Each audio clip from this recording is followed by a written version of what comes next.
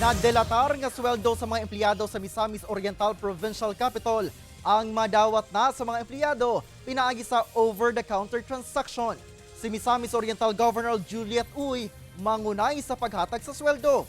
Ang detalye sa report ni James Paulo Yap.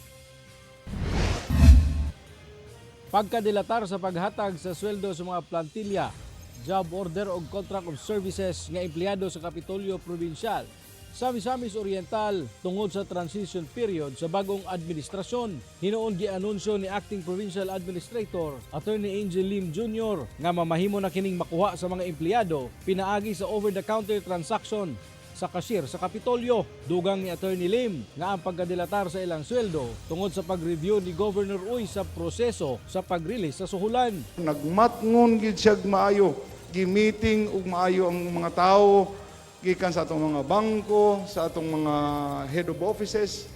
Karon dili lang gid sa kay natagbaw, taman din na gusto ginatan-awon ang mga trabahante. Kapin 4,000 ka mga empleyado sa Kapitolyo Provincial ang gikatakdang makadawat na og sweldo pinaagi sa pag-release niini face to face.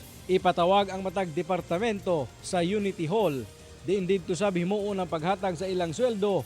Diin present sab si Governor Juliet Uy. Gusto sa gobernador nga mahimamat ang mga empleyado sa Kapitolyo atol sa pagdawat sa ilang suhulan. Lakip sab nga mudawat sa over-the-counter salary ang mga empleyado sa legislative branch sa probinsya. Except the Vice Governor and the board members. Please bear with us. Mga 2 months naman po nato ni nga buhaton kining over-the-counter nga pagkolekta. Gilauman nga matapos ang pag-release sa mga suhulan sa mga empleyado karong simanaha, ginatunan sab nila karon ang pag-release sa sweldo sa mga empleyado sa mga provincial hospital nga naa nahimutang sa mga munisipyo sa probinsya. Kauban si Makoy Sempron, James Paulo Yap, 1 Mindanao.